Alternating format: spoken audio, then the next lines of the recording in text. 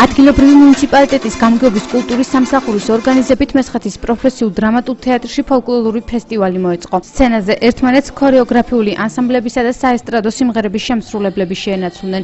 როგორც კულტურის სამსახურის წარმომადგენლები ექოსთან განმარტავენ, ეს იყო გეგმიური ღონისძიება, რომელშიც მონაწილეობა ახალციხისა და ადიგენის მუნიციპალიტეტებში არსებულმა სიმღერისა და ცეკვის ანსამბლებმა მიიღეს. საათნახევრიანი პროგრამის დასრულების შემდეგ ფესტივალში მონაწილე ყველა ჯგუფს ადგილობრივი ხელისუფლებისაგან სამახსოვრო საჩუქრები გადაეცათ. მაიას ხილტლაძის თქმით, მსგავსი ღონისძიებები მომავალშიც გაგრძელდება და ადგილობრივი თვითმმართველობის ორგანიზებით მიმდინარე წელს სხვადასხვა სპორტული თუ კულტურული ღონისძიებები გაიმართება.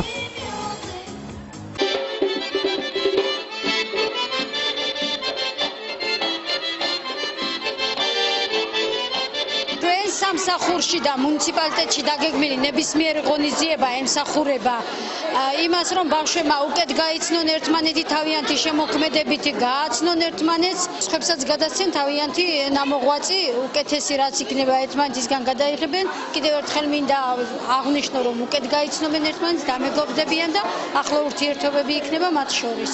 ამ ღონისძიებაში მე ვიღებდი მონაწილეობას, გამოვიდიოდი ანსამბლის სამცხის სახელით, შევაცვლოთ ცეკვა ნარნარი.